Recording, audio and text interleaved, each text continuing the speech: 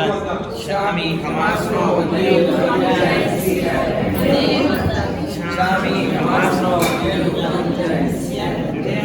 Itzka Sahara Iswara Pasreka Yavad Suksen Jatan Gochuli Swami Sata Cheji Shami Hamasno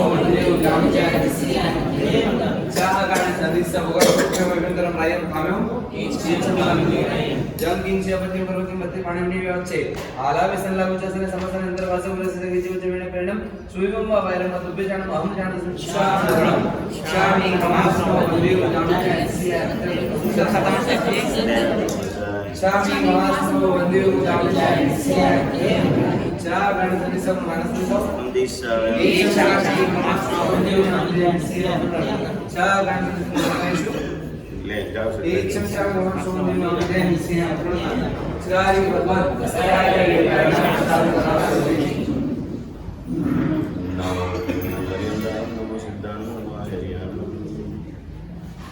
नमो वज्राय नमो लोहे ऐसो पंचन मुक्तारो सुभाव परासनो मंगलानंद सब्बे सिंहणमो भवै मंगलम नमो दुर्वारागादि वैरिवार निवारिणे अर्धयोगिनाथाय महावीराय स्थायिने पंचके च सुरेंद्रे च दोषिकाय श्री निर्विशेष मनस्काय श्रीवीर स्वामी नमः सर्वारिष्ट प्रनाशाय सर्वाविष्टादायिने सर्वलब्धिदानाय श्री गौतम स्वामिने नमः कारबिंदु संयुक्तं नित्यं ध्यायन्ति योगिनः कामदं मोक्षदं चैव ओंकाराय नमो नमः श्रीदान प्रेम सूरिगच्छन हे सुजानु वन्दु यशो सूरिवरा भुवनैकभानु मातु कृपा तुम करि जय घोषराजे यो धर्मजित सूरिवरा शिवराज काजे अद्भुत भक्ति प्रभुनि करता भक्तो ना भगवान तमे जिन गुरु आज्ञा हृदये धरता शिष्यो ना रखवाल तमे त्यागी तपस्वी उच्च संयमी तीर्थ प्रभावक उपकारी जगवल्लभ गुरु वंदन करता आत्म भावे गुणकारी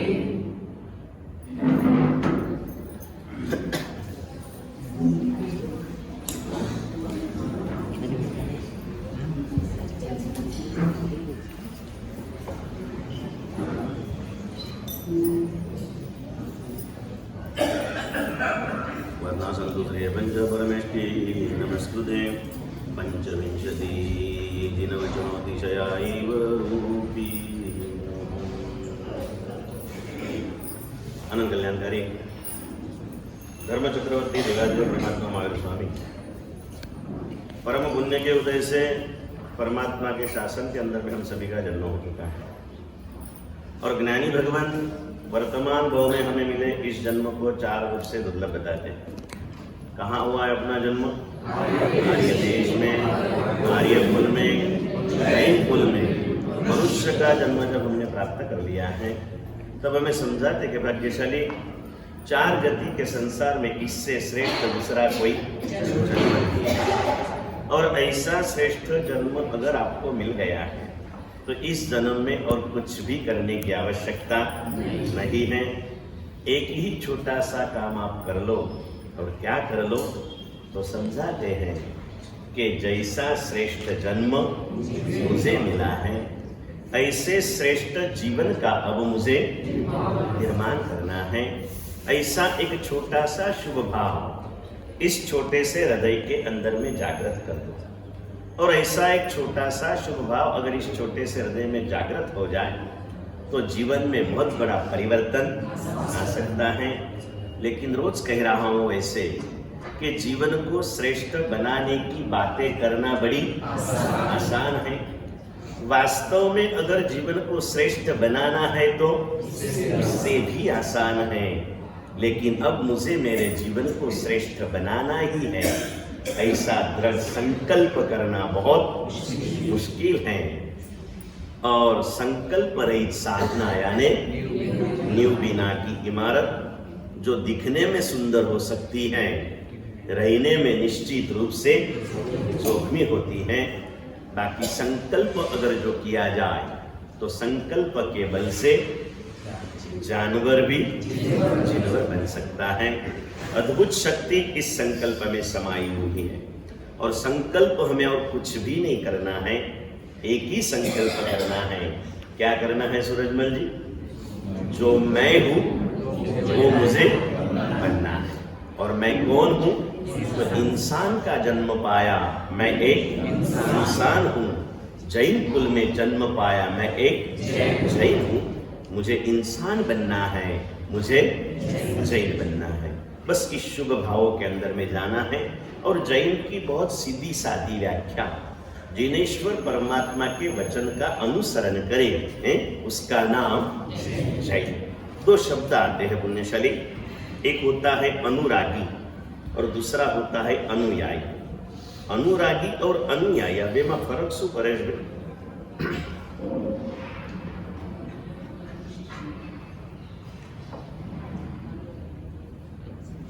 दोनों शब्दों तो आपसे परिचित हो ना, दो शब्दों से आप, अनुरागी और अनुयायी, दोनों शब्दों से आप परिचित हो। दोनों में फर्क क्या? किसी व्यक्ति से प्रेम करना वो अनुराग, और उसके चलाए पंथ पर चलना वो अनुगमन, अनुसरण जिसे हम कहते हैं। अनुसरण करना, वो जिस कदम पर कदम रख के चला है उस कदम पर हमें चलना है। अनुराग तो हर किसी को हो सकता है, जरूरत है हम उनके अनुरागी तो है ही है। अब हम क्या करें? उनके अनुयायी बने तो हमारा कल्याण हो सकता है। प्रभु के वचन का अनुसरण ये हमारा जीवन होना चाहिए। प्रभु के चरण का शरण हम रोज लेते हैं। मैं कई बार कहता हूँ कि दो प्रकार की प्रभु की सेवा। अभी आते आते संगमनेर रह के आया, संगमनेर में 10 दिन के प्रवचनों में इस विषय पर सुंदर सा स्वाध्याय हुआ कि प्रभु की दो प्रकार की सेवा। कितने प्रकार की विनोद भाई? दो प्रकार की। एक है चरण सेवा, दूसरी है वचन सेवा। चरण सेवा हर किसी को प्यारी है, वचन सेवा से हम लोग बहुत डर के चलते हैं। भगवान ने मानवा है तो बहुत सारू છે, પણ ભગવાનનું કીધું કરવું બહુ અઘરું છે, कठिन है। भगवान का कहाँ मानना बहुत कठिन है? बिल्कुल नहीं। सारी कठिनाइयों की दवा भगवान के वचन का है। भगवान का कहाँ मानना, ये तो हमारी सारी कठिनाइयों की दवा है। दवा निश्चित रूप से कड़वी होती है, लेकिन सुख को करने वाली होती है, दुख को दूर करने वाली होती है। कहीं लग जाए कड़वी, और सभी दवाएं कड़वी होती है ऐसा भी कुछ नहीं। कभी कभी मीठी दवाएं भी होती है, लेकिन दवा दवा होती है।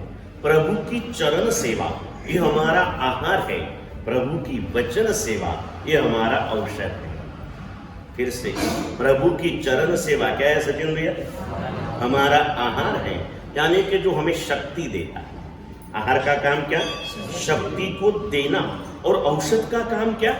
दोष को मिटाना, रोग को मिटाना। प्रभु की चरण सेवा है, ये हमारी पुण्य की शक्ति को बढ़ाती है। प्रभु की चरण सेवा क्या करती है शांतिलाल जी? हमारी पुण्य शक्ति को बढ़ाती है। प्रभु की वचन सेवा हमारी पाप प्रवृत्तियों को घटाती है। क्या करती है? घटाती है। और रोग को दूर किए बिना अगर आहार लिया जाए ना, तो आहार शक्ति का कारण नहीं बनता, रोग की वृद्धि का कारण बनता है। किसकी वृद्धि का? रोग की वृद्धि का। यानी पहले पाप की निवृत्ति हो, फिर पुण्य की प्रवृत्ति हो। और इसलिए बहुत सुंदर सी घटना आती है।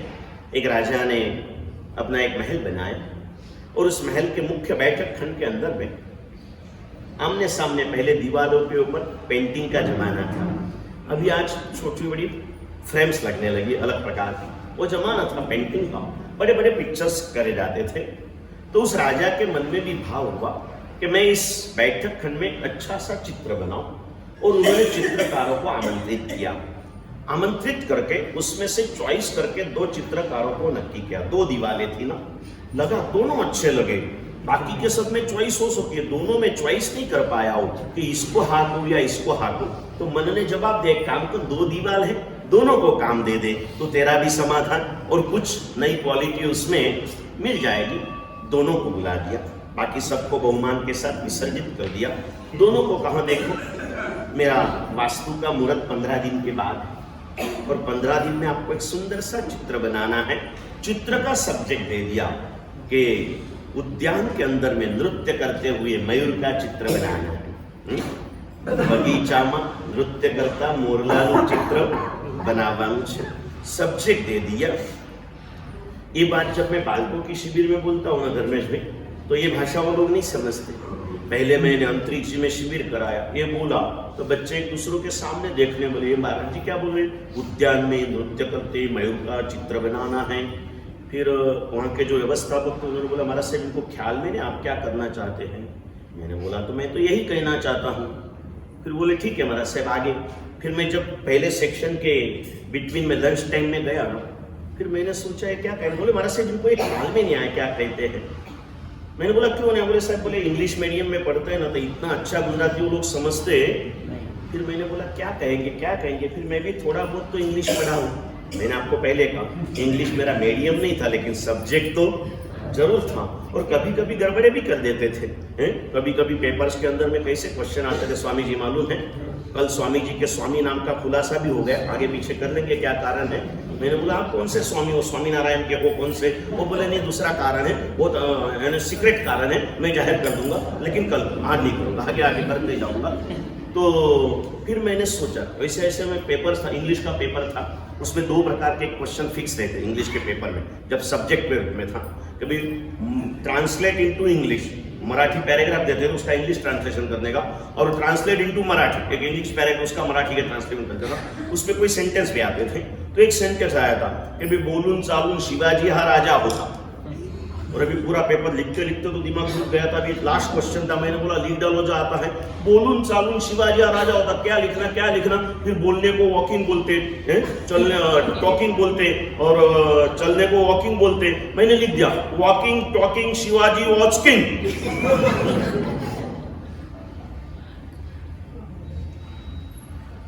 है ना, ऐसा कच्चा पक्का इंग्लिश भी थोड़ा थोड़ा आता। फिर मैंने चिंतन किया, फिर दोपहर के प्रवचन में खुलासा किया। मैंने बोला मैंने जो वो बताया था ना, वो उसका मीनिंग ये होता है, मीनिंग ही बोलते हैं ना उसको। हाँ, वापिस अर्थ किया तो कुछ अनर्थ हो जाए। मतलब उसका मीनिंग ये होता है कि वो जो मैंने बोला ना, वो ये बात बता रही थी कि राजा ने उस पेंटरों को बुला के कह दिया कि गार्डन में डांस करते हुए पीकॉक का पिक्चर आपको बनाना है। बच्चे बोले अब आपने सच। इसमें कहा कौन सी भाषा है? गार्डन में कौन सी भाषा, गार्डन कौन सी भाषा है?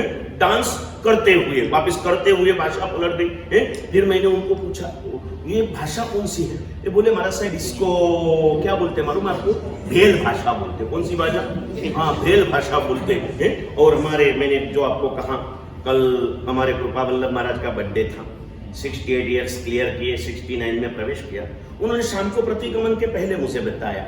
तो बताने के बाद में फिर मैंने कहा पहले बोलते आप तो अपन परमात्मा की आंगी वगैरह कर लेते, कुछ कर लेते, कुछ नहीं था किया। तो फिर 2 मिनट जो प्रतिगमन को आते हैं 30-35 लोग, उनके सामने छोटी सी उनकी बात करके उनके लिए आशीर्वाद मांगे कि अभी अभी उन्होंने वर्धमान तक की 100 ओली पूरी की है। हम चंद्रप्रभ दादा को प्रार्थना करें कि प्रभु तेरी श्रद्धा से उन्होंने जितनी ओली पूरी की है ना, उतना आयुष्य तो तुझे उनको देना ही पड़ेगा। ये प्रार्थना कर ली हम लोगों ने। फिर मेहुल भैया आ गए, वही चुना पुराना घसा हुआ गीत, आप जीवो क्या हैप्पी बर्थडे वो चला, सबने साथ में मिलके बोला। फिर मुझे याद आ गई मेरे गुरु बंधु, एक स्टेज पर हम लोगों ने दीक्षा ली है और उनका नाम है आज आचार्य उद्धव सुरेश्वर जी। बम्बई, सूरत, अहमदाबाद, गुजरात के अंदर में जिनका प्रभाव पूरा फैला हुआ है, एक जाने माने प्रवचनकारों में जिनका नाम चलता है। PYS के रूप में यूट्यूब के ऊपर चैनल चलती होगी, देख लेना, कभी उनका प्रवचन जरूर सुनना, मेरे पास आने की जरूरत भी नहीं पड़ेगी, इतना अच्छा प्रवचन उनका। हर महीने में 2000 से 2500 युवा मुंबई से लगाकर जामनगर के वहाँ के, वो जहाँ भी है ना वहाँ पर पहुँच रहे हैं और उनकी बात सुन रहे हैं। तो उन्होंने ऐसी इस बात के ऊपर बड़ी वेदना को प्रकाशित किया कि हम कौन सी कल्चर की ओर जा रहे हैं। तो उसमें से एक युवा ने कहा कि महाराज साहब, जन्मदिन के लिए बोलने के लिए इसके सिवा दूसरा कोई गीत ही नहीं है। उन्होंने कहा ठीक है, कल तेरे YouTube के ऊपर दूसरा गीत आ जाएगा, तू कल से एक गीत गाना। उसने हाँ कहा और दूसरे दिन उन्होंने जैसे शिविर पूरी हुई उसी दिन जन्मदिन की खुशी के लिए, जन्मदिन की शुभेच्छा के लिए एक छोटा सा गुजराती गीत बना के पोस्ट किया हुआ है, चेक कर लेना। और इसके आगे कभी बर्थडे के लिए गीत गाना पड़े तो वो गीत गाना है, ये गीत नहीं गाना पुण्यशाली। ऐसी सुंदर सी बात है। तो ये बताया उनको कि ये करना है। पेंटरों ने काम चालू किया, सिर्फ 15 दिन थे और पिक्चर ऐसा बनाना था कि दुनिया में कहीं ना हो, ऐसा एक नाम लगना चाहिए। जैसे अभी ओलंपिक में चालू है ना, सिल्वर, गोल्ड और ब्रॉन्ज वगैरह पदक मिल रहे हैं। भारत वाले कभी जो स्वर्ण तक पहुंच सके नहीं, जाएंगे, लेकिन भारत की सबसे बड़ी गरिमा है, जो मिला है उसकी प्रशंसा करो। और मोदी ने इस बात को बहुत अच्छे रूप से अपनाया है, हारे हुए को भी वो सत्कारित कर रहा है। तूने प्रयास किया ना, बस तेरा सत्कार। कल रात को ये बातें जब सुनी, 15 अगस्त को ओलंपिक में गए हुए करीब करीब 135 खिलाड़ियों को मोदी ने अपने घर पर आमंत्रित किया है भोजन के लिए और बहुमान के लिए। कल 2 लोगों ने सिल्वर लिया मेडल, तो मोदी ने यहाँ बैठे हुए वहां रहे उनसे जो बात की, वो बात का वीडियो धर्मेश भाई ने रात को बताया। जो प्लेयर बोल रहा था ना, वो नजर ऊंची नहीं कर पा रहा था। मोदी जी मुझसे बात कर रहे हैं, मोदी जी इसको तारीफ कर रहे थे, वो हाँ सर के सिवाय कुछ नहीं बोल रहा था, एक ही शब्द, क्योंकि भावुक बन गया। फिर दूसरे एक ने दिया था, बोले वो कहाँ है, बोले मेरे बाजू में, उसको दिया। और उसने मोदी जी को एक ही कहा कि ये जो हमने पाया ना, वो आपने हमारा जो क्या मोटिवेशन बोला कि कुछ बोला, वो शब्द वो जो बढ़ाया ना, उससे हम लोग यहाँ तक पहुंचे। और हारे हुए का भी सत्कार उन्होंने नक्की किया है। प्रमोद भैया बाजू में बैठे थे, मैंने बोला प्रमोद भैया, अगर मोदी ये कर सकता है तो मैंने कहा हमारे इस चातुर्मास में 68 एकासना की आराधना जिन्होंने भी प्रारंभ कर ली थी ना, बोले कोई कारण से छोड़ दी हो, उनका भी बहुमान करना है, क्योंकि उन्होंने प्रारंभ करने की हिम्मत तो की ना, उनका भी हमें क्या करना है। हाँ, अच्छी चीजों में कदम रखना भी बहुत मुश्किल की बात होती है। अच्छी चीजों में तुमने प्रयास किया ना, बस उस प्रयास का बहुमान आज करोगे ना, वो बहुमान उसको अपने प्रति बहुमान बढ़ाएगा।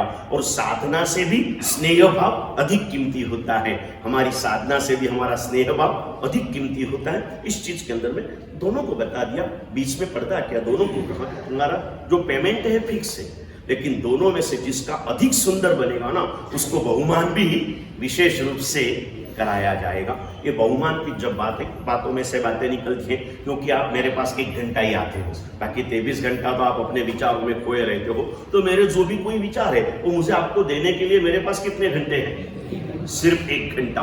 आपके पास अच्छे विचार बिल्कुल नहीं है, और फिर भी आप उसके लिए 23 घंटा दे रहे हो, और मेरे पास के अच्छे विचार लेने के लिए आप 1 घंटा भी सेविंग नहीं रख रहे हो, देना है। जब ये बहुमान की बात है कि भाई जिसका ज्यादा अच्छा बनेगा उसको बहुमान किया जाएगा, उसमें अंदर में मुझे याद आया, कल हमारे गुरुदेव के छोटे शिष्य हैं दान वल्लभ विजय जी महाराज से, उनसे और कोई काज के काम के लिए संपर्क हुआ था। फिर उन्होंने कहा कि दर्शन वल्लभ महाराज, बीजा बधा समाचार तो बहुत सारा આવી રહ્યા છે, પણ પાઠશાળાનું શું છે? पाठशाला શું છે? मैंने बोला मेहुली था फोन पर, कि पाठशाला तो यहाँ चलती थी, पंडित जी कोई नहीं है, लेकिन हमारी बहनें पाठशाला पढ़ाती है, लेकिन 1.5 साल से पाठशाला बंद है। लॉकडाउन में सब लॉक खुल गए, लेकिन पाठशाला अभी तक चालू हुई नहीं। मुझे कहा कि आप इस चातुर्मास में सबसे बड़ा एक काम करके निकलो, पाठशाला को मजबूत करो। किसको मजबूत करो? पाठशाला मतलब पौधे को पानी डालना है, प्रवचन मतलब पेड़ को पानी डालना है। प्रवचन मतलब क्या? पेड़ के ऊपर पानी डालना है। और पाठशाला मतलब ज्यादा लाभ किसमें? दोनों जरूरी है। पेड़ को भी अगर पानी नहीं मिले ना तो कब गल जाएगा, झड़ जाएगा, गिर जाएगा, कोई भरोसा नहीं है। लेकिन उसका विकास नहीं होता है, उसका स्थिरीकरण होता है। पेड़ को लंबे आयुष्य के लिए पानी की जरूरत है और पौधे को अपने विकास के लिए पानी की जरूरत है। एक बार विकास हो गया ना, फिर कोई प्रॉब्लम नहीं। तो बोले आप पौधे के लिए सोचिए और इस बच्चों के लिए पाठशाला का नियोजन कीजिए। तो उस पाठशाला के बारे में हमें सोचना है, तो कैसे ग्रोथ करना, क्या करना, इसके लिए हमारी माताओं से मैं कहता हूँ, हंसा बहन वगैरह को साध्वी जी के पास बहुत बड़ा इसका मार्गदर्शन रहेगा। आप उनसे मार्गदर्शन लेके पाठशाला के बाद मैंने उनको बताया कि हमारी रविवार की शिविरें जो चालू हुई है, उस शिविरों के अंदर में छोटे बच्चों के लिए मैंने बोला, पहले शिविर में नम्रवल्लभ महाराज ने स्कीम जाहिर कर दी थी कि पूरे चातुर्मास में जो भी बच्चे 108 या उससे अधिक गाथा पक्की करेंगे उनका विशेष रूप से बहुमान कराया जाएगा। और उस हिसाब से बहुत सारे बच्चों ने ये चालू किया है। और शिविर के अंदर में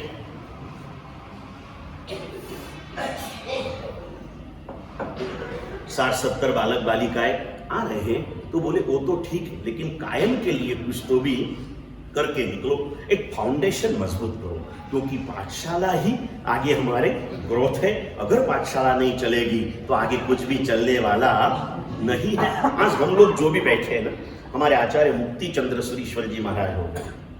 वो मुक्ति चंद्र सुरीश्वर जी महाराज, आपने नाम भी नहीं सुना होगा शायद। वो मुक्ति चंद्र सुरीश्वर जी महाराज वो अपने प्रवचन पर कहते थे कि आज मैं यहाँ जो बैठा हूँ ना, वो मेरी पाठशाला का प्रभाव। किसका प्रभाव है? हाँ, जो पाठशाला में जाएगा ना, वो कल पाठ पर बैठ के शाला चलाने को आ जाएगा। पहले पाठशाला में जाना है और फिर आगे जाके पाठ पर बैठ के सबको शाला में पढ़ाना है। निश्चित रूप से आप अपने बच्चों को, आप खुद सोचिए, और में नहीं, आपके बच्चों की स्कूली शिक्षण में आपका आग्रह कितना और धार्मिक शिक्षण में आपका आग्रह कितना, ये निश्चित रूप से सोचिए। अगर इसमें उपेक्षा है तो इस उपेक्षा को टाल करके इन्हें धार्मिक ज्ञान जरूरत से भी जरूर रूप से देने का संकल्प कीजिए। इस दोनों के लिए बात बताई गई। बहुमान का वगैरह आयोजन करना है, सोचते रहेंगे कुछ ना कुछ अच्छा। भगवान की पाठशाला गमन के पहले, भगवान की पाठशाला गमन का दिन बहुत नजदीक आ रहा है ना। मेरे महावीर कहाँ जाएंगे? चाले ठुमक ठुमक चाल, चाले ठुमक, क्या बोला मैं मालूम नहीं पड़ा ना आपको, मैं उनको पूछ लेना मैं क्या बोला। भगवान के पंच कल्याण जब होते हैं ना, तब भगवान के पाठशाला गमन में एक गीत गजरानंद ठाकुर ने 50 साल के पहले बनाया था। आज भी इतने ही प्यार से ये गीत गाया जाता है। बहुत ही सुंदर उसके भाव भरे शब्द है। इसे सुनना, उस दिन के पहले हमें जानना कि पाठशाला को कुछ मजबूत स्वरूप दे देना है और इसके आगे हमें बढ़ना है। दोनों चित्रकार को बता दिया, बीच में पर्दा कर दिया, कंडीशन आपकी सारी व्यवस्था राज अतिथि के रूप में हो जाएगी। 15 दिन में दोनों में से एक ने भी एक दूसरे को मिलना नहीं है, एक दूसरों से बात करना नहीं है, एक दूसरों का काम देखना नहीं है। दोनों के पास में सिक्योरिटी टाइप कर दी, पूरी व्यवस्था दे दी। 15 दिन पूरे हुए। 16वें दिन सुबह राजा अपने नजदीकी 5-15 लोगों के परिवार के साथ इस चित्र को देखने के लिए आए। बड़े खुशी में थे। वो वॉचमैन को पूछते रहते थे कि भाई काम चालू है? हाँ बोले, दोनों का काम चालू है। बोले अंदर क्या होता वो सिक्योरिटी ने भी देखना नहीं था, पर्दा सब ओर से किया हुआ था, काम चल रहा था। आगे बढ़े और राजा जैसे आया, पहले जो युवान चित्रकार था, 2 चित्रकारों में एक युवान था और एक प्रौढ़ था। युवान चित्रकार ने जो चित्र बनाया था वहां पर प्रवेश किया, चित्रों को देखा, खुश हो गया, इतना खुश हो गया कि अपने गले में से पहना हुआ सोने हीरे का जो हार था ना, वो निकाल के उसके गले में पहना देता। राजा महाराजाओं के चरित्रों में पढ़ना, जब वो खुश हो जाते ना, सिर्फ मुगट के सिवा सारे दागीने वो खुश होकर के अर्पण कर देते थे।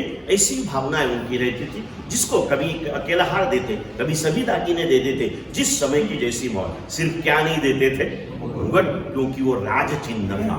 कुछ भी नहीं पहनाओ, लेकिन मुगट पहनाओ तो ख्याल में आता कि कौन है? राजा। वो राज चिन्ह है।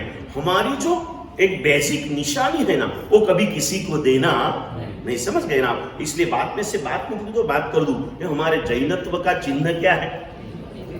तिलक। अगर ये पीला तिलक किया हो, तिलक कैसे करना चाहिए? बादाम के आकार का। खाने में बादाम लेते हैं, लेकिन तिलक में बादाम हमारी चली गई है। बादाम आकार का तिलक होना चाहिए, अच्छा सा तिलक करना चाहिए। ये तिलक हमारे जैनत्व की निशानी है। सब गया तो चलेगा, तिलक जाने देना। राजा जैसे मुकुट को छोड़ता नहीं है ना, वैसे जैन अपने तिलक को कभी छोड़ता नहीं है। ये तिलक जो हम आज कर रहे हैं ना धर्मेश भैया, ये तिलक को हमारे कपाल पर टीका के रखने के लिए कुमार पाल के बाद उसकी गादी पर आया हुआ अजय पाल ने इस तिलक को मिटाने के लिए जैन संघ को आज्ञा कर दी थी और ऑप्शन दिया था, या तो तिलक मिटा दो या तो जिंदगी मिटा दो, आपकी हस्ती मिटा दो। हमारे जैनों ने हस्ती मिटाना नक्की किया, लेकिन तिलक मिटाया नहीं था। लंबी चौड़ी कहानियां हैं, अवसर पर सुनी होंगी आपने कभी एक कहानियां भी हैं। तिलक मिटाने का बोला, उस समय मंत्री थे कपर्दी, वो भी जैन थे। उनको बोला भाई तू तेरे समाज से बात कर ले, दो में से एक है। कपर्दी ने कहा राजन तेरी इस बात को हम कुछ कीमत नहीं करते हैं, मेरा तो तिलक नहीं जाएगा, मैं मेरे समाज को पूछ लेता हूं उनको क्या करना है। रात को समाज की मीटिंग हुई, समाज में कपर्दी ने राजा की बात रख दी। बोले भाई मैं तो तिलक नहीं मिटाऊंगा, मैं हस्ती मिटा दूंगा। राजा के सामने युद्ध तो नहीं कर सकते, मैं मेरी हस्ती मिटा दूंगा, क्योंकि ये तो कोई अमर रहने वाला नहीं है, मृत्यु तो एक दिन निश्चित है। जीने के लिए धर्म छोड़ने के बजाय धर्म के खातर जीवन को मिटा देना ये अधिक अच्छा है। ये भावना ऐसी सब लोगों ने कहा जो आपका संकल्प वही हमारा संकल्प है। और राजा ने बोल दिया था कि हस्ती मिटाने के लिए राजमहल के सामने चौक के अंदर में उबलते तेल की इतनी बड़ी कढ़ाई रहेगी, उसमें कूद कूद के आपको जीवन की हस्ती मिटाना है। और हस्ती मिटाने के लिए सुबह में कतार लगी है, मंदिर से लगाकर राजमहल तक। आज सभी ने बड़े बड़े तिलक लगाए हैं, अच्छे में अच्छे कपड़े पहने हैं। आखिरी दिन था ना, दागिने वगैरह पहन के निकले हैं और तिलक अमर रहो के नारे लगाते लगाते लगाते वो वहां पर चले गए। तिलक अमर रहो। अगर इसको लाइव में देखना हो ना आपको, तो आपके यहाँ हमारी गैर हाजिरी में एक बार बहुत ही प्रभावक परिवेशन करके गए ऐसे एक वीर सैनिक, नाम बताओगे? हाँ, केतन भाई करके बम्बई से आए थे, बहुत ही प्रभावक परिवेशन उन्होंने कराया था। उनका पूरा ग्रुप है और अगर हमें अवसर मिलेगा ना तो उनके ग्रुप के द्वारा ये पूरी नाटिका 1.5 घंटे की है, तिलक अमर रहो की। ये कभी देख लेंगे ना तो हमारे रोंगटे खड़े हुए बिना रहेगी नहीं। मुझे कहना है ये तिलक के लिए ऐसे कपल से आए, कपल से पहला कपल, दूसरा कपल, तीसरा कपल, 21 कपलों ने छलांग लगाई। पीछे सैकड़ों कपलों की लाइन लगी है, बिना जो शादीशुदा है उनकी उसके पीछे लाइन लगी हुई है। सब तैयार होकर आए, छोटे छोटे बालक भी गले में फूलों की माला पहन के, गले कपाल के ऊपर तिलक लगा के खुशी में है कि आज हम हमारे धर्म के खातर हमारा जीवन मिटाने के लिए जा रहे हैं।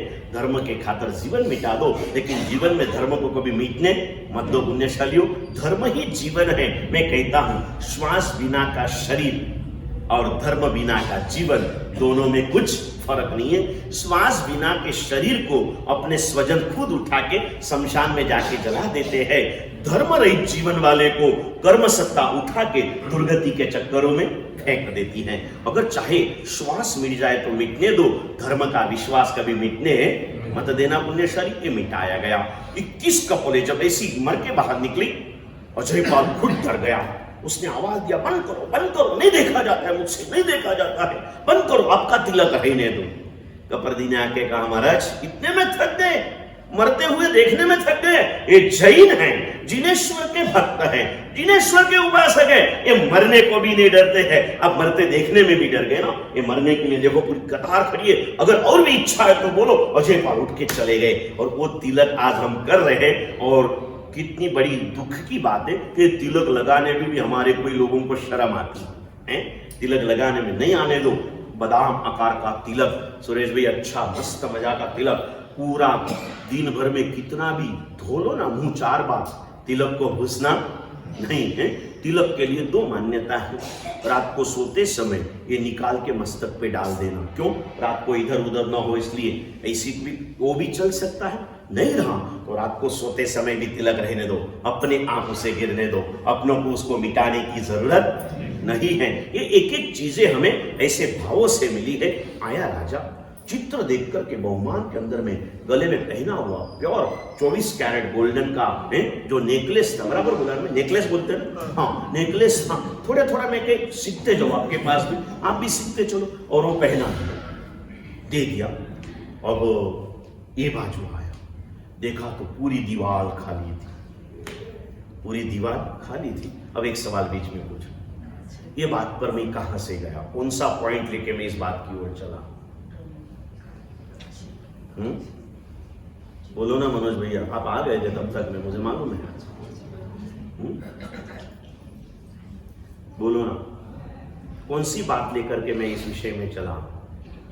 किया था उन्होंने और उसने मैंने बताया कि पहले शुद्धि है, पुण्य हमारी शक्ति है, पुण्य हमारा आहार है, चरण सेवा हमारा आहार है, वचन सेवा हमारी क्या है, दवा है। इस बात से लेकर के चल रहा हूं। पुण्य की प्रवृत्ति बाद में करना है, पाप से निवृत्ति पहले करना है। आगे बराबर इसी पॉइंट से उड़ाने में आगे पॉइंट को ध्यान रखते चलो। जहां पर भी जाऊंगा अपने स्थान को ध्यान में रखना है कि मैं जहां से जाता हूं, ये प्रवचन के अंदर में अगर ध्यान रखे ना, तो आप प्रवचन को ध्यान से सुनते रहोगे ना, तो ही आप इस प्रवचन को अंदर में उतार पाओगे। इस पॉइंट को लेकर के मैं आगे बढ़ाऊं। अब इस पॉइंट का जवाब इसमें आ रहा है, इसलिए फिर से मैं आपको इस पॉइंट के ऊपर लेके गया। जाना है, इधर आके देखा, जैसे देखा पूरी दीवार एकदम खाली थी, एक भी पीछे नहीं फुरी थी, उसके ऊपर कुछ नहीं हुआ था। जैसे देखा, और राजा के लिए गुजराती में कहावत है, राजा वाजा ने वांदरा।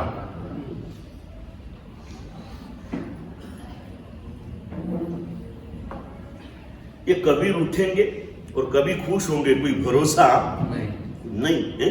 तो राजा भयंकर गुस्से में आ गया, अपने मुख में से सरस्वती बहा दी। उस चित्रकार को जो भी सुनाने जैसा था, कुछ पूछे भी ना, कारण नहीं पूछा, कुछ भी नहीं पूछा, जितना सुनाने जैसा था बहुत कुछ बोल दिया।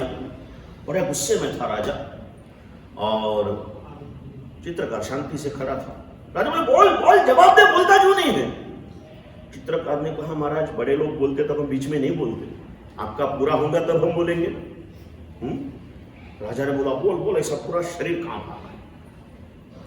तो चित्रकार ने कहा, राजा चित्र तैयार है, आप इतने आवेश में क्यों आ रहे हो, जरा शांति रखिए। जो भी दिखेगा ना शांति से दिखता है, जल्दबाजी में कुछ दिखता नहीं है, तो शांति रखिए, चित्र तैयार है। बोले कहाँ?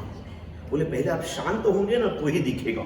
अभी आपकी आंख में लाल कलर भर गया है ना, कौन सा कलर भर जाता है? हाँ, अपनी आंखों में जब गुस्सा आता है ना तो क्या हो जाता है, लाल कलर भर जाता है पूरा। आपकी आंखें लाल है ना तो आपको चित्र दिखेगा नहीं, थोड़ी सी जरा सफेद होने दो उसको। कैसी होने दो मनोज भैया? गिर के गाय के दूध जैसी।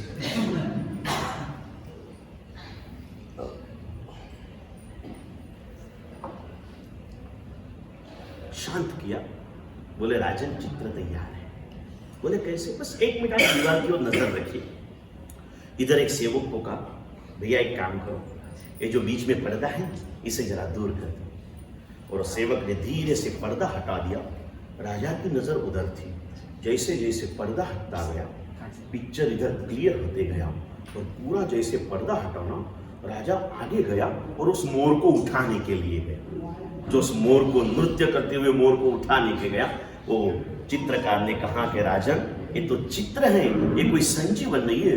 राजा इतना खुश हो गया, बोले भैया तूने चित्र क्या बनाया, तूने तो सजीवन बना दिया है, अद्भुत अद्भुत अद्भुत। लेकिन पहले क्यों नहीं दिखता था, अब क्यों दिखता है? पहले क्यों नहीं दिखता था, अब क्यों दिखता है? और याद रखना, बीच में भी अपन ने एक बार बात की थी, और वही बात कहते समय हमारे जिनके नाम से मैंने वो बात की थी, वो प्रकाश भाई भी अभी आ गए। उस दिन भी अपन इसी बात से बात की थी, जहां न पहुंचे रवि जहां पहुंचे कवि, और जहां न पहुंचे कवि क्या पहुंचे अनुभवी। ये अनुभवी था। पहला चित्रकार होशियार था, अनुभव का अभाव था। और अनुभव जो होता है वो करते करते आता है, कोई पहले दिन कोई अनुभवी बनता नहीं है। पूछो प्रमोद भैया, पहली बिल्डिंग या पहला मकान जो बनाया होगा उससे तो आज वो कहीं प्रोग्रेस कर गए होंगे ना, कर गए होंगे। तो हर चीज करते करते करते करते करते जो पढ़ने में नहीं समझते ना, वो किससे समझा जाता? करते करते आता। और करते करते जो बुद्धि प्रकट होती है ना, उस बुद्धि को मति ज्ञान के 28 भेद में 4 प्रकार की बुद्धि में कार्मी की बुद्धि के रूप में बताया गया है। दूसरे 3 भेद बाकी। अभी क्या क्या बाकी है, जल्दी कहाँ गया जिनेश? कितने पॉइंट बाकी हैं? कितने पॉइंट आज तक के बाकी हैं? लिख के लाना है, मैंने बताया है, बराबर है। जिनेश बोला मैं तो अभी कुछ भी नहीं सोच रहा हूं, एक ही सोच रहा हूं कि 8 साल की उम्र में भगवान ने दीक्षा लेना बोला था, मेरे 18 बीत गए, मैंने अभी तक मेरा दीक्षा लेना बाकी है, इसके सिवाय मुझे कुछ बाकी याद आता, बराबर ना भैया? हाँ, समझ गए ना? यही याद रखने जैसा है, बाकी सब भूल गए तो कोई प्रॉब्लम नहीं। ये अनुभवी था। उसने कहा राजन, आपने भले कह दिया कि 15 दिन में सुंदर पिक्चर बना दो, लेकिन सुंदर बनाना हो तो जल्दबाजी चलती नहीं, और जल्दबाजी के काम में कभी मैं करता नहीं। आपने 15 दिन में अच्छा चित्र बनाने का बोल दिया, उसने बना दिया, मैंने कुछ नहीं किया। मैंने 15 दिन तक, आपकी दीवार ऐसी थी कि इसके ऊपर मैं कितना भी चित्र बनाऊं ना तो वो अच्छा बनने वाला नहीं था। मैंने 15 दिन सिर्फ दीवार का घसाई काम किया है। क्या किया है? और कल ही मेरा एक काम पूरा हुआ। इस काम को आज की सुधरी हुई भाषा में मिरर पॉलिश बोलते हैं। क्या बोलते हैं? वो इतनी चकाचक दीवार कर दी है मैंने, इस दीवार की मिरर पॉलिश कर दी है। अभी यहाँ पर मैंने कुछ नहीं किया, यहाँ का चित्र पूरा कहाँ दिख रहा है? यहाँ पर दिख रहा, बाकी कुछ नहीं। और आप देख लेना परेश भैया, आप खुद हैं, आपका सेल्फी ले लेना, पहले वो फोटो देख लेना, और फिर दर्पण के सामने खड़े हुए आपका दर्पण वाला फोटो ले लेना, तो आपको ख्याल में आएगा कौन सा फोटो ज्यादा अच्छा दिखता है। दर्पण की चमक अपनी फोटो में भी आ जाती है। पुण्यशाली वो थी, जैसे देखा सब खुश हो गए। और मैंने बीच में भी बताया, राजा महाराजा जब चलते ना, उनके साथ में भाट चारण लोग रहते हैं जो अवसर के अनुरूप प्रशस्तियां गाते रहते हैं। जैसे इसको देखा तो उसी समय राजा ने इसको बाकी बचे हुए सारे आभूषण पहना दिए, मुकुट के सिवाय के, दूसरा भी बहुत कुछ बहुमान किया। वहां खड़े रहे एक भाट, ये भी सरस्वती पुत्र कहे जाते हैं इन लोगों को। वहां पर खड़े खड़े उसने बहुत सुंदर सी 2 पंक्तियां प्रकाशित कर दी। उस पंक्तियों को हृदय में बिठा के आज हम आगे बढ़ेंगे पुण्यशाली नवकार के विषय के अंदर में। उसने उसी समय की, हाँ, इसने दीवार की सफाई कर दी ना, तो यहाँ का पूरा चित्र कहाँ दिखाई गया? और यहाँ से भी अच्छा, यहाँ का सुंदर था, यहाँ का सजीवन था। सुंदर अच्छा क्या सजीवन अच्छा है? कौन सा? नक्की ना है, सुंदर से सजीवन, यहाँ सजीवन दिख रहा था, अच्छा था। इसने देखा, इस सजीवन का कारण जब सुनाना चित्रकार से, वहां पर खड़े रहे भाट ने 2 पंक्तियां बता दी। बड़े भाव के साथ इस पंक्तियों का श्रवण कीजिए। अच्छी लगे तो, मेहुल भैया रहे तो क्या बोलते, मेरी बात अच्छा लगे तो ताली पाड़ना। हम ऐसा नहीं बोलते, महाराज साहब क्या करते, अगर हमारी बात अच्छी लगे तो उसे हृदय में बसा लेना। बहुत सुंदर से शब्द लिखे, अपने जीवन के हर क्षेत्र में एक चीज काम आने वाली है, और जीवन के बाकी के क्षेत्र में इस चीज को आप बहुत करीबन अपना रहे हो। जहां अपनाना चाहिए वहीं इसे आप भुला रहे हो। सुंदर सी 2 पंक्तियां उस भाट ने कही थी प्रमोद भैया कि अंतर के आयने की, क्या कहा जो भैया? अंतर के आयने की जब सफाई हो जाएगी, अंतर के आयने की जब सफाई हो जाएगी, बादशाही तो क्या खुद खुदाई मिल जाएगी। बादशाही तो क्या खुद खुदाई मिल जाएगी। अंतर के आयने की जब सफाई हो जाएगी, बादशाही तो क्या खुद खुदाई मिल जाएगी। ये खुदाई पाने के लिए कह दिया। इससे भाव है, हमें परमात्मा तत्व को प्राप्त करना है ना, तो हमें हमारी शुद्धि को करना पड़ेगा। पुण्य प्रवृत्ति 2 नंबर में, पाप की निवृत्ति 1 नंबर में। पूछ लो मेहुल को, संगीत के प्रोग्राम में जाता है, शाम का 5 साढ़े 5 बजे फंक्शन में आया है, खाना खाया ना खाया, 7 बजे वापस दूसरा फंक्शन। इसके बीच में भी अभी वो पहने हुए कपड़े पसीने से ये हो गए ना, कपड़ा बदलना है तो डायरेक्ट बदलेगा क्या? 2 मिनट तो 2 मिनट, लेकिन थोड़ा सा फ्रेश तो, जो पसीना जमा हुआ है 4 घंटे का, उसे निकाल के थोड़ा सा फ्रेश होके नया कपड़ा पहनेगा। आप लोग दुकान में से किसी की शादी में जाना है, रिसेप्शन में जाना है, संगीत संध्या में जाना है, और आए हो, आते आते लेट हो गया थोड़ा सा दुकान से आते आते, और अभी जाना है, तो जाते जाते कितना भी लेट हुआ हो, आपके धर्मपत्नी तैयार होकर के खड़े हैं और बोला जल्दी करो, तो भी आपका बोला 2 मिनट, क्या वही कपड़े से चले जाओगे? फ्रेश होंगे ना भाई? जब तक हम हमारी खराबी को दूर नहीं करते ना, तब तक भलाई की खुशियां हम खुद भी पा सकते हैं। अच्छे में अच्छा भोजन तैयार है, लेकिन पेट साफ नहीं है तो खाने की मजा नहीं आती है। वैसे अच्छे में अच्छी धर्म प्रवृत्ति करो, अंतर में अगर पाप की वासनाएं पड़ी है ना, तो धर्म का आनंद नहीं आता है, नहीं आता है और नहीं आता है।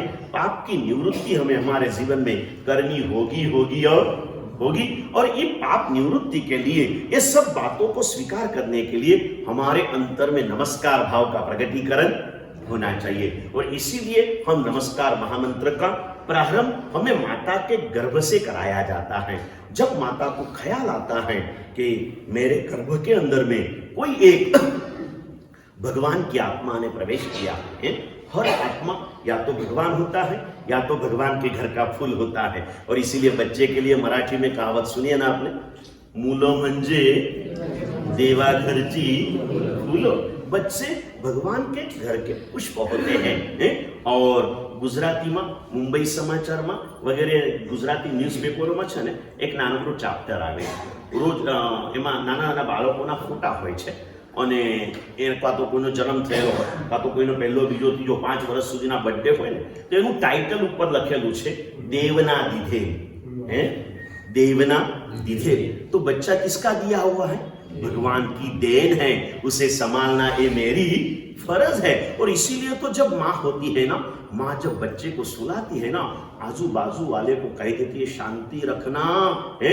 और उसके लिए बहुत सुंदर सा गीत मेहुल भाई ने कई बार गाया होगा, अपन भी एक बार भावना है एक नया चैप्टर, मैं बहुत सारी भावनाएं गुजरात वगैरह गया ना, वहां से लेके आया हूँ। लेकिन अभी तक आपकी ओर से चाहे जितना रिस्पॉन्स नहीं मिलता हो, तो बहुत सारी स्कीमें सिर्फ बता के आगे बढ़ रहा हूँ। हाँ, यानी धर्मेश भी हंसने लगे, महाराज साहब को संतोष संतोष नहीं है भाई, संतोष तो होगा ही नहीं। और कहा है शास्त्रकारों ने कि धर्म करते जिसे संतोष लगता है ना, वो धर्म में कभी आगे बढ़ सकता नहीं है।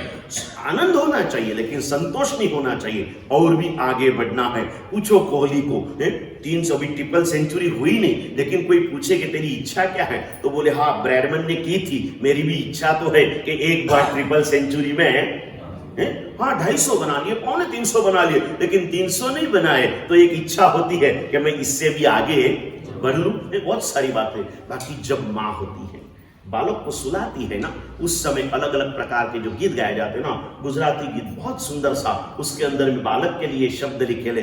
बालक मतलब को मराठी कहावत मुलं म्हणजे देवाघरची फुलं, और गुजराती में कहते देवनादिदेव। और इसके लिए बहुत सुंदर सा गीत, एक माँ, जंगल में शायद बालक का जन्म हो गया, गरीब हो या श्रीमंत हो, माँ माँ होती है, माँ होती है।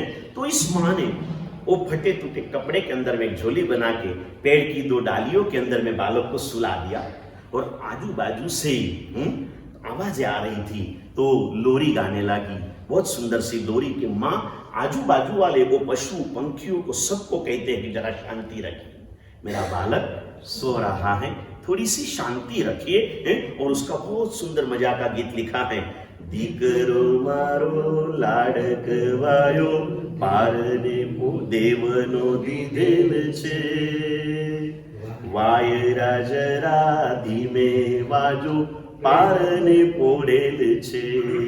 पवन को भी कहते तू इतना जोर से मत बहना कि मेरे बालक की नींद खराब हो जाए। और ये बात में से बात निकली ना, तो अभी प्रमोद भैया को भी कह दूं, वो माँ अपने बालक के लिए हवा को भी धीमे बहने को कहती थी। अभी हम लोग यहाँ सोते हैं ना, दिन भर गाड़ियों की आवाज का तो ध्यान नहीं आता है, लेकिन रात को जो दूसरी गाड़ियां चलती है ना बिना पेट्रोल वाली, उनकी आवाज तो सारी रात है सुंदर सी। वो कौन सी गाड़ियां रहती है?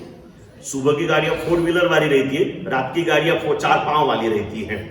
रात भर भौं भौं भौं करते रहते।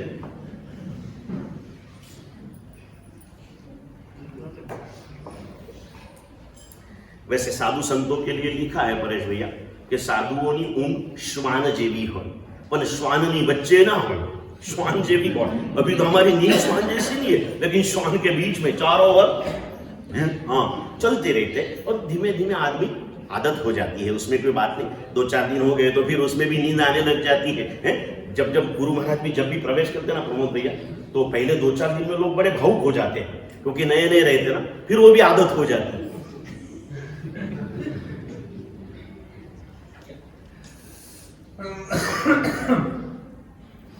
तो बालक की बात कर रहा हूं, कहां से मुड़ा मैं? पहले हमें पाप से निवृत्ति करना है, बाद में पुण्य की प्रवृत्ति करना है, और इसके साथ में हमें आगे बढ़ना है। इसके लिए हमारे जीवन में नमस्कार भाव होना बहुत जरूरी है, और इसीलिए नमस्कार महामंत्र की साधना हमें गर्भ से कराई जाती है। गर्भ में जब से बालक आता है, कल हमारा अनूप आया था। अनूप ऐसे हमारे संसारी गांव का दामाद है, और इसीलिए ये मेहुल बहुत बार बोलता, गुरुजी तमारो जमाई। मैं कहूँ मारो नहीं भाई, माता का समझा। हाँ आया और उसने बात की। आज उसके घर के अंदर में भी एक उसके पितृत्व का विकास होने की संभावनाएं खड़ी हैं। एक गुरुजी के पास संजोग હોય છે, 7 વર્ષ પહેલા આપ જ્યારે આવ્યા ત્યારે પહેલું પારણું મારા ત્યાં બંધાયું, આ વર્ષે આપ આવ્યા ફરી બીજું પારણું બંધાવવાનું છે, અને કે ગુરુજી છેલ્લા દિવસોમાં કોઈ દિવસ એ લોકો ઘરની બહાર નતા નીકળ્યા, આપ આવ્યા છે તો રોજ આવે છે, આપનું માંગલી આપના શબ્દો એ ગર્ભના જીવ ઉપર પડે છે ને, એને કેટલા સારા સંસ્કાર પડશે हैं। और ये कहते हुए उसको खुशी हो गई कि चलो मेरे गुरुजी आए हैं, ये अच्छे शब्द इस गर्भस्थ जीव के ऊपर पड़ेंगे ना, तो निश्चित रूप से उस गर्भस्थ जीव को गर्भ से ही जिन वचन का, जिन शासन का ज्ञान भान और अहोभाव उसके हृदय में प्रकट जाएगा, और ये साधनाएं हमारी आगे बढ़ती जाएगी। गर्भस्थ बालक हो तो माता ने क्या क्या करना चाहिए, वो जो लिखा है ना, ये सहजता से हमें मिल गया है। जहां तक भी संयोग हो इस चीजों को अपनाते रहना है, और गर्भ से लगा करके बालकों को संस्कार देना है। और इसलिए हमारे यहाँ ये नई बात, जूनी बातें नई पीढ़ी को मालूम भी नहीं है। एक सवाल कर लूं मेरी माताओं से कि आपके टोटल श्रृंगार कितने होते हैं? मालूम है आपको? है श्रृंगार 16 होते हैं। स्त्री के शरीर के 16 श्रृंगार होते हैं। मनुष्य की आत्मा के जीवन में 16 संस्कार होते हैं। कितने संस्कार होते हैं? 16 संस्कार होते हैं। अवसर को लेकर के बहनें 16 श्रृंगार तो सज लेती हैं, लेकिन जीवन में अपने आश्रितों को 16 प्रकार के संस्कार देने के लिए पहले वो संस्कारों का ज्ञान भी हमारे पास में होना चाहिए, और ज्ञान देते रहना। गर्भ संस्कार से लगाकर अंतिम संस्कार तक 16 प्रकार के संस्कार होते हैं। कितने प्रकार के? 16 प्रकार के संस्कार होते हैं। इस संस्कारों को समझना, इस 16 संस्कारों की पूरी बुक बाहर प्रकट हो चुकी है, कभी इसे भी पढ़ लेना। शायद वो बुक यूट्यूब के ऊपर भी लॉन्च हो गई हो, तो उसमें से देख लेना। कहीं ना कहीं पूज्य आचार्य राजन सुरीश्वर जी महाराजा हर एक गुरु भगवत कोई ना कोई विषय के अंदर में डीपनेस में जाकर के समाज को मार्गदर्शक बनते रहते हैं। पूज्य नेमेश्वरी महाराज समुदाय के पूज्य राजन सुरीश्वर जी महाराजा ने इस पूरे 16 प्रकार के संस्कारों के लिए साल भर में 1-2 सेमिनार भी कर लेते हैं जाते वहां पर, और समाज को एक विशेष रूप से मार्गदर्शक बन रहे हैं। सुंदर सी ऐसी भावना है, हम भी अपने आप को संस्कारित करने के लिए कोशिश करते रहे, जानकारी लेते रहे, और यथासंभव उस दिशा में पुरुषार्थ करते रहे। याद रखना, पुरुषार्थ करने वाली हर व्यक्ति, कोई व्यापार में पुरुषार्थ करने वाली हर व्यक्ति मुकेश अंबानी नहीं बन सकती है, लेकिन अपने जितना है उतना तो प्राप्त कर सकती है। और मैं कहता हूं, जरूरत से ज्यादा जो होता है ना, वो गिनने के लिए होता है, बाकी कुछ काम का होता नहीं है। पुण्यशाली जो भी है होने दो, उसके अंदर में कोई बात नहीं है। पुरुषार्थ करना ये हमारा काम है। कल की बात को फिर से याद दिलाता हूं, कर्मण्येवाधिकारस्ते मा फलेषु कदाचन। कार्य करना, शुभ में प्रवृत्ति करना, ये तेरा धर्म है। उसके फल की अपेक्षा तू कभी रखना नहीं है, और आगे तू जैसे भी करते जाएगा ना, उसका तुझे फल मिलेगा मिलेगा और मिलेगा। विश्वास रखना। इस फल की प्राप्ति के अंदर में आगे बढ़ते हुए एक दिन आज जो पंच परमेष्टि के स्थान पर विराजित है, नवकार मंत्र के अंदर में विराजित पंच परमेष्टि में कोई व्यक्ति का नाम नहीं है, कोई व्यक्ति का नाम नहीं है। परमेष्टि मतलब गुण युक्त व्यक्तित्व का उसको नमस्कार वहां पर किया गया है। और इस नवकार मंत्र के सिर्फ 5 पदों के अंदर में आज तक में हो गए अनंत अरिहम, अनंत सिद्ध, अनंत आचार्य, उपाध्याय और साधु भगवंतों को एक साथ में वंदना की जाती है। हो गए उनको तो की जाती है, जो आज हो रहे हैं उनको भी की जाती है, और जो कल होने वाले हैं उनको भी की जाती है। ये पंच परमेष्टि नमस्कार है, और इस पंच परमेष्टि को किया हुआ नमस्कार, आगे आगे बातें आती जाएगी, लेकिन हम रोज बोलते हैं ना, ऐसो पंच नमुक्कारो, क्या करता है फल?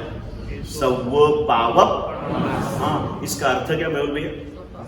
आ 5 ने करेलो नमस्कार, सर्व पापों नाश करना छे। मेरे जीवन के, मेरे आत्मा के सभी पापों का नाश करने वाले होते हैं। और ऐसे नमस्कार हैं, किसी ने 1 लाख गिन लिए, किसी ने 9 लाख गिन लिए, किसी ने कितने गिन लिए, अभी तो पाप का नाश हो रहा है ऐसा लगता। पाप का नाश हो रहा है लगता नहीं है, तो वास्तविक क्या, कौन सा नमस्कार? इसी नमस्कार की बात को अपन जो सिद्धानम बुद्धानम सूत्र बोलते हैं ना, उसमें थोड़ा, जिसको हम कहते हैं ना कि वो पर्दाफाश करके लिखा है कि भाई इको भी नमुक्कारो, कितने नमस्कार से मोक्ष मिलता है? तो इको भी नमुक्कारो जिनवर वसवद्ध मानसो संसार सागरा वो तारे नरम्ब नारिम्बा। एक ही नमस्कार वर्धमान स्वामी के चरणों में किया हुआ एक ही नमस्कार है, वो भव सागर से पार करने के लिए सक्षम है। फिर वो करने वाला शरीर से, चाहे स्त्री हो चाहे पुरुष हो। हमारे यहाँ स्त्री मुक्ति का कोई निषेध नहीं है। हमारे यहाँ आत्म तत्वों को देखा है, बाहरी को देखना ये हमारा कोई लक्षण नहीं है। पुण्यशाली एक किया गया, एक और लिखा है कि एक नमस्कार हमें भव पार कराता है। और आज तक हमने हजारों नवकार गिन लिए, हजारों नमस्कार, और भी कोई माध्यम से, खमासमन के माध्यम से, दूसरे तीसरे माध्यम से हमने कर लिए। भव पार हुआ तो नहीं, जाने दो। अगर प्रामाणिकता से मैं मेरे लिए कहूं, दूसरों के लिए सर्टिफिकेट देना ये कोई मेरा अधिकार नहीं है। प्रामाणिकता से कहूं, शांतिलाल जी मेरा भव पार नहीं हुआ, ये तो हम सब देख रहे हैं, लेकिन भव पार प्राप्त करने की तमन्ना भी आज तक मेरे हृदय में प्रकट नहीं हुई। आपके लिए नहीं कहता हूं मैं।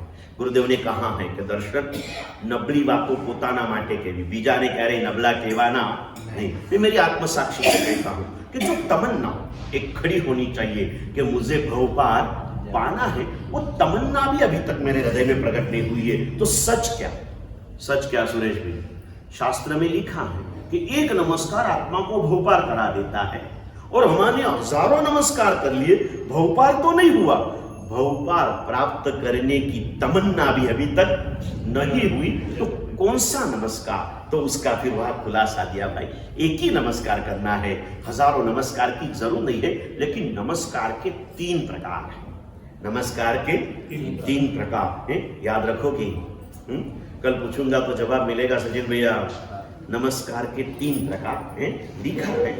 इच्छा योग का नमस्कार, शास्त्र योग का नमस्कार और सामर्थ्य योग का नमस्कार। इच्छा योग का नमस्कार, शास्त्र योग का नमस्कार और सामर्थ्य योग का नमस्कार। इच्छा योग का नमस्कार सामान्य पुण्य देने वाला है, शास्त्र योग का नमस्कार विशिष्ट पुण्य देने वाला है, सामर्थ्य योग का नमस्कार पुण्य और पाप दोनों को हटा के अपने को मुक्ति दिलाने वाला है।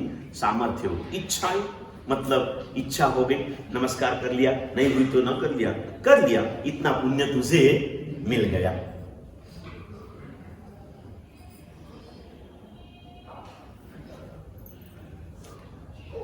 इच्छा योग का नमस्कार, बस इच्छा होती है नमस्कार कर लेते, इच्छा योग का नमस्कार। शास्त्र योग का नमस्कार खमासनु આપી રહ્યા છો।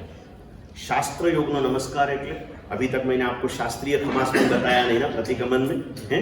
क्यों नहीं बताया होगा पूछो तो से, है क्यों नहीं बताया होगा? क्योंकि जितना बताया है उतना भी अभी हजम हुआ नहीं है, तो आगे आगे कैसे बताएंगे? मुझे आज भी मेरा बचपन याद आता है। 2-3 भाई थे और बड़ा ज्वाइंट फैमिली था, तो 6-7 बच्चे एक साथ में खाना खाने को बैठते थे, और मैं रोटी रोटी चिल्लाता रहता। फिर मम्मी मेरी थाली में देखती, अगर एक रोटी पड़ी हो तो दूसरी मुझे नहीं देती, पहला पहली पूरी कर પછી બીજી મળશે। मैं कितना पहला बीजी आप પછી पहली खाई ना, पहला पहली पूरी कर પછી बीजी आपी। आगे आगे पढ़ने की एक तमन्ना होनी चाहिए। नया नया बताने के बाद में आपको होना चाहिए कि आगे कुछ पाओ, आगे कौन जितना दिया है निश्चित रूप से आप प्रयास कर रहे हो, लेकिन प्रयास में जल्दी से थोड़े ढल रहे हो। थोड़ा अच्छा आलम्बन रखिए।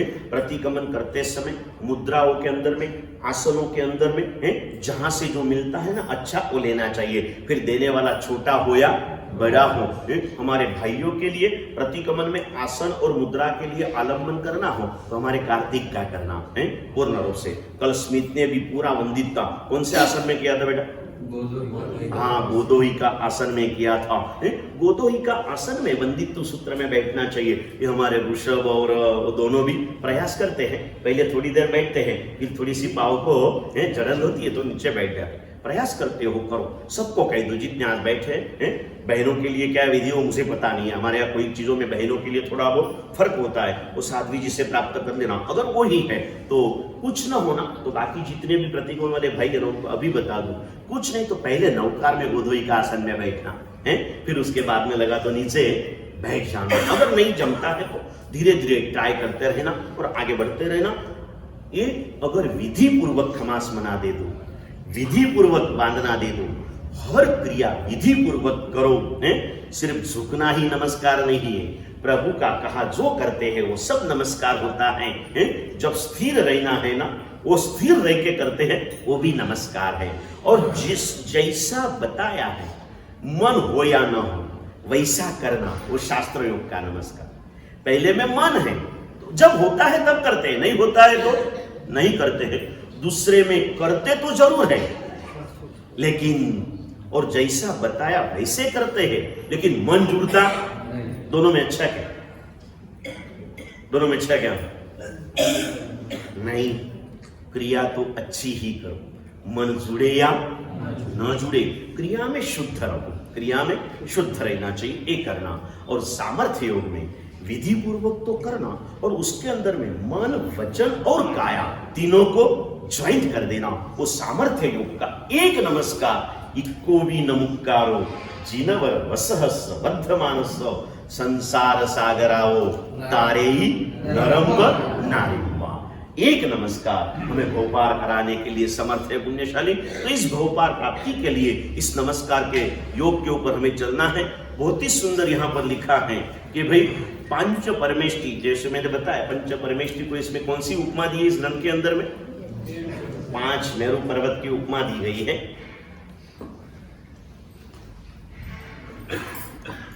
इसका थोड़ा सा सार ग्राही बनिए। मैंने बताया था मेरु पर्वत के ऊपर, जो इस मनुष्य क्षेत्र के मेरु पर्वत है, 5 मेरु पर्वत बराबर, वहां पर परमात्मा की देह को स्नान करा के एक आनंद लिया जाता है।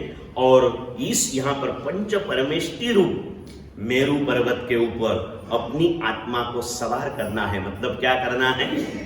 उनकी आज्ञा का आधार बनाकर हमें अपने जीवन में आगे बढ़ना है।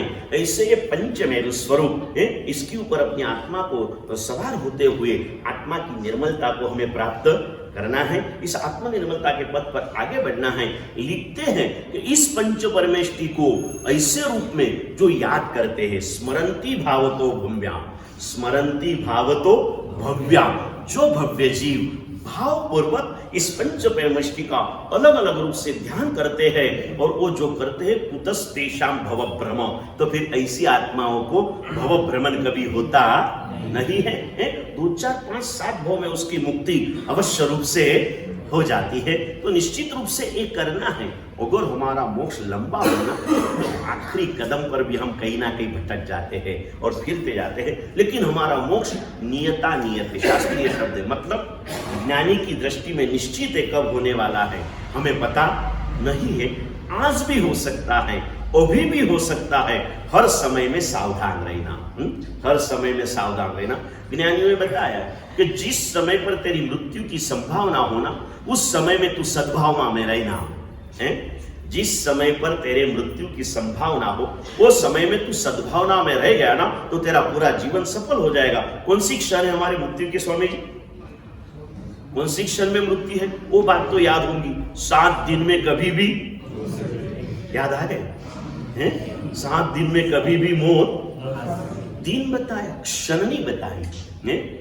7 दिन में कभी भी तेरी मौत आ सकती है, और कौन से भी दिन के कौन सी भी क्षण में तेरी मौत आ सकती है। 2 दिन के पहले हमारे संसारी बुआ के बेटी के जो हस्बैंड थे, 62 साल की उम्र, कुछ नहीं था, सुबह सुबह थोड़ा सा नाश्ता करते करके हृदय में थोड़ा सा जरा हार्ट में पेन होने लगा, तो बोले बाथरूम में गए, स्नान करके डॉक्टर को बताने के लिए जाएंगे। स्नान करके बाहर निकले, गिर गए और ऊपर चले। कुछ नहीं था, एकदम सादगी भरा जीवन, कुछ ऐसी आगे पीछे की कोई ये नहीं, सरलता भरा जीवन था। लेकिन समय होने के बाद कोई रुकता नहीं और कोई रोक भी सकता नहीं है, और किसका समय कब होगा वो पता नहीं है। बहुत पहले गुजराती कवि ने लिखा है कि मोत क्यारे आवशे एनी खबर पड़ती नहीं, और मोत दूर करवा काजे जड़ी बूटी कोई जड़ती नहीं। मृत्यु को दूर करने की कोई जड़ी बूटियां नहीं है। जीवन को हम सुधार सकते हैं, आयुष्य को बढ़ा सकते नहीं है। जीवन की हर क्षण में हमें सावधानी से बरतना है पुण्यशाली। कोई भी क्षण में मृत्यु हो सकती है। अगर मृत्यु होने वाली है तो मृत्यु में जीवन को सफल बनाने के रास्ते पर हमें कुछ ना कुछ प्रयास तो जरूर से करना पड़ेगा, और अच्छा करने के लिए कल की राह कभी मत देखना। हम जब छोटे थे ना प्रमोद भैया, हमारे दादाजी ने, पहले दादाजी की निश्रा में हम बड़े हुए, 6-7 महीने के थे तब से दादा दादी के पास छोटे गांव में हमें रखने के लिए भेज दिया। वहां से 11 साल की उम्र तक दादा दादी के पास थे। फिर मम्मी पापा के पास रहने के लिए छोटे से शहर में संगमनेर में आए हैं, वहां पर हम लोग पहुंच गए। तो लेकिन जब दादा दादी थे तब दादा दादी ने भी हमको सुनाया था, यहाँ आए मम्मी पापा ने सुनाया। फिर उस समय में कभी कभी गुरु भगवंत हमारे यहाँ आते थे, 12 महीने में 4-5 बार कभी कभी गुरु भगवंतों का आना जाना होता, साधु या साध्वी ज्यादा आते नहीं थे। और चातुर्मास तो हमारे यहाँ पंचवर्षीय योजनाएं चलती थी कि अभी 5 साल के बाद एक चातुर्मास होता था, उसके पहले करीब करीब चातुर्मास होते नहीं थे। अभी समाज में बहुत बड़ी जागृति आ गई, शायद देख लेना 10-1 साल के पहले हमारे यहाँ भी ऐसी अवस्था थी, 2-4-5 साल में कभी कभार चातुर्मास होते थे। लेकिन शायद मेरे चातुर्मास के बाद एक भी चातुर्मास, सिर्फ पिछला खाली गया कोरोना के कारण, बाकी एक भी चातुर्मास खाली गया नहीं गया। इसका कारण क्या? और पहले खाली जाता था, इसका कारण क्या? तो कारण ये की है, पहले ऐसी भावनाएं नहीं थी कि हर साल चातुर्मास होने ही चाहिए। अब एक मन तैयार हो गया है कि भाई गुरु तो चाहिए और चाहिए। और गुरु कैसे है हमारे? नमस्कार महात्मा के, हाँ, गुरु कल्पतरु है। गुरु तो होने ही चाहिए। तो गुरु को लाने की कोशिशें होती है। हर बार यहाँ से हर बार मेरे पर फोन आता है, गुरुदेव इस बार अगला चातुर्मास किसको कराना है? या तो जालना चंद्र प्रभु दादा का इतना प्रभाव है, इस 7 साल में 2-4 बार सामने से फोन आ चुके हैं कि हमको जालना चौमासा आना है। फिर यहाँ से मुझे फोन आता, अपरिचित साधु भगवंतों का किसी का फोन आ जाए तो मुझ पर फोन आता, गुरुदेव ऐसा फोन आया है तो क्या करें, इनका चातुर्मास कैसे कराए, क्या कराए, मुझ पर फोन आता। अगर मेरा परिचय रहता तो मैं कहता करा लो, कोई प्रॉब्लम नहीं है। साधु साध्वी सब एक समान होते हैं, किसी के संयम में कोई कम ज्यादा और उसकी तुलना करना ये अपने बस की बात नहीं है। फिर भी सावधानी इसलिए एक श्रद्धा है डालना वालों की मेरे प्रति, तो इसलिए पूछते हैं कि भाई आने वाले गुरु भगवंतों की कोई आशातना अवज्ञा हमसे न हो। साधु भगवंत की साधुता का माप निकालने के लिए किसी को पूछना नहीं। साधु भगवंतों की साधुता के बीच में कभी किसी ने पढ़ना नहीं। पुण्यशाली कुछ भी दिखे हमारे से तो बहुत ऊपर है। और कहां पर कैसे होना इसकी भी बात करेंगे, सिर्फ एक तरफी बात नहीं करूंगा, सारी बातें करूंगा। लेकिन अपनी मर्यादा में रहते हुए हर एक व्यक्ति ने अपने शब्दों का प्रयोग करना चाहिए। नहीं तो कभी कभी छोटे छोटे शब्दों के बोलने के कारण कितनी अनहोनियां घट जाती है, इसका हम कल्पना भी नहीं कर सकते। अंधे के बच्चे हैं, बराबर ना भावेश भाई, आंधळाना छोकरा અને આખું મહાભારત ઘડાઈ ગયું। મને પેલું હરણ લાવીને આપો। इस जिद में, सीता जी की इस जिद में पूरा क्या हो गया, रामायण बन गया।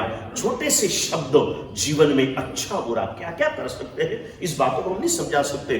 बोलते समय ध्यान रखिए, अपनी अपनी मर्यादाओं का ध्यान रखिए। ये मर्यादा शब्द हमारा है। जालना में इस शब्दों को क्या बोलते मालूम? मनोज भाई से बहुत बार सुना है, उसकी क्या औकात है। हाँ, औकात का मतलब क्या? मर्यादा। औकात का मतलब मर्यादा, शक्तियां। समझ गए ना भाई? अपनी अपनी औकात का ध्यान रखिए, बात करिए। मैं किसके लिए बोल रहा हूं, मैं क्या बोल रहा हूं, मैं क्या सुन रहा हूं, इस बातों का ध्यान रखना है। कौन सी बात कह रहा था मैं?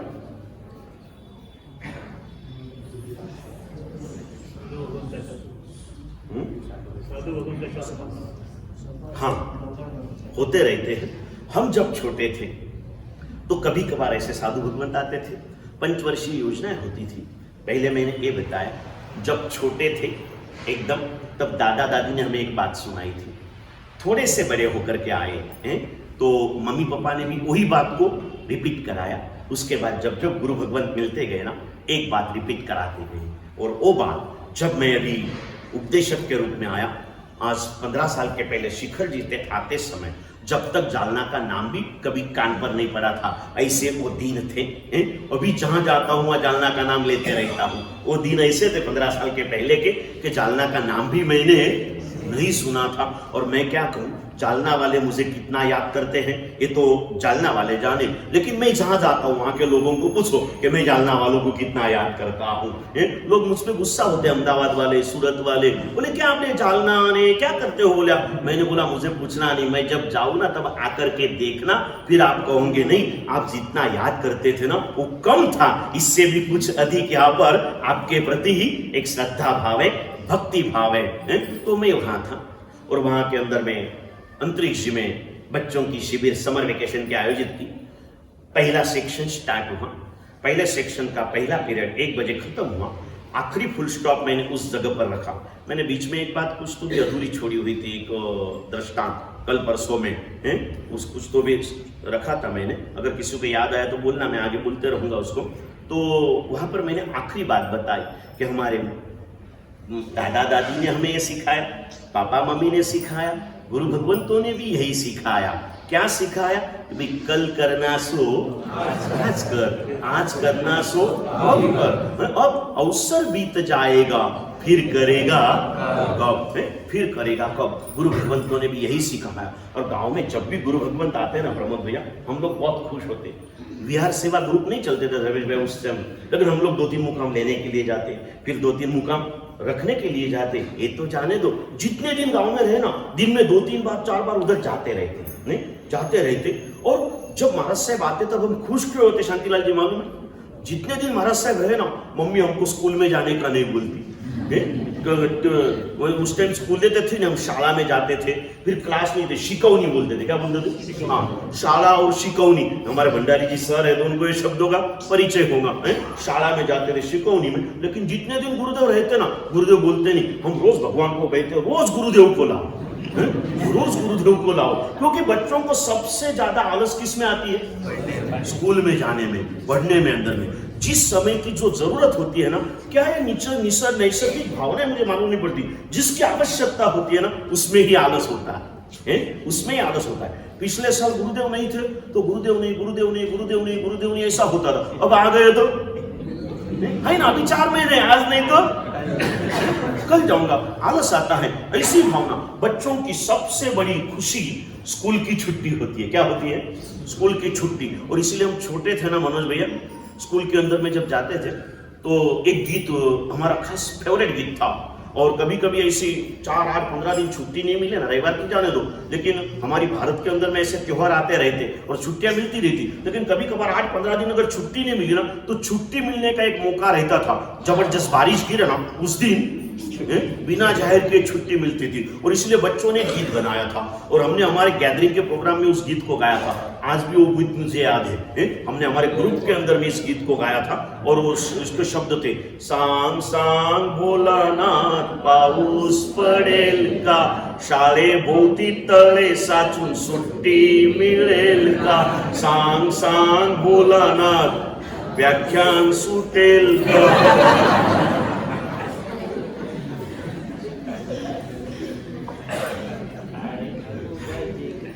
छोड़ देगा 9:30 कहाँ के बजे मुझे पता नहीं। मेरी सामने की घड़ियाल में बराबर 62 मिनट पूरी हुई, मैंने चालू करके, समझ गए ना भाई। और जाते समय कुछ बोलने का अधिकार उसको ही है जिसने आने का समय ध्यान रखा हो। जिसने आने में लेट किया हो उसको बोलने का कोई अधिकार नहीं है। अजू भाई तो अधिकारी है क्योंकि समय के पहले आते हैं और समय के बाद में जाते हैं हर क्रिया में, इसलिए वो तो बोल सकते हैं। समय के पहले आते हैं और समय के बाद जाते हैं, ये अच्छा है। लेकिन अभी उनको कह दूंगा कि समय पे पहले आ जाने का रखना, तो समय के बाद में आने के सोर्स सब पूरे हो जाएंगे। जब तक समय, मैंने क्या कहा समझ गए ना? हाँ, वैसे समझदार हुआ। सुरेश भाई बोला मैं भी समझ गया, लेकिन मेरा समय तो अभी बाकी है। बहुत अच्छा, चलो मुझे लगा हो गया। ये कहते थे जैसे हुआ। बस एक आखिरी बात करके रखता हूँ, और मैं आखिरी बार 4 बार बोलता हूँ, ये पहली बार। हाँ, आखिरी बात कह के रखता हूँ पुण्यशाली। हाँ, आप फिक्र मत करना। हाँ, फिर मुझे कहते हैं कभी कहीं से ऐसे, सब लोग तो मुझे कह नहीं सकते, फिर पूरी चैनल होती है हर गाँव के अंदर में, फिर किसको कहना, मनोज भाऊ महाराज साहब के पास बहुत बैठते हैं, और वो उनको बोल देते हैं, मनोज भाऊ जरा महाराज साहब को बोलो ना यार, थोड़ा टाइम पे छोड़ने का बोलो ना। हाँ, और फिर मनोज भैया आते हैं, महाराज साहब एक्शन रिप्ले करने जैसा हो। हाँ, इतना अच्छा एक्शन होता है ना कि भल भला पानी पानी हो जाए। लेकिन जैसे मेरी बातों से आप भी अभी ऐसे हो गए ना कि कोई परिणाम नहीं होता है, वैसे आपके एक्शन का भी मुझ पर कोई परिणाम नहीं होता है। हम दोनों एक दूसरे से माहिर हो चुके हैं अभी। फिर ये क्या है, एक टाइम पास चलते रहता है, लेकिन जीवन में खुशियां रही ना। इस 2 घड़ी का सबसे बड़ा फायदा क्या है मालूम? हम शुभ भाव में रहते हैं। इतना खुशी से आप पूरे 24 घंटे में हंस नहीं सकते। मैं क्या करूं, इस मेरी छोटी छोटी बहनों को पूछो, उनको हंसने के लिए भी एक कोना पकड़ना पड़ता है।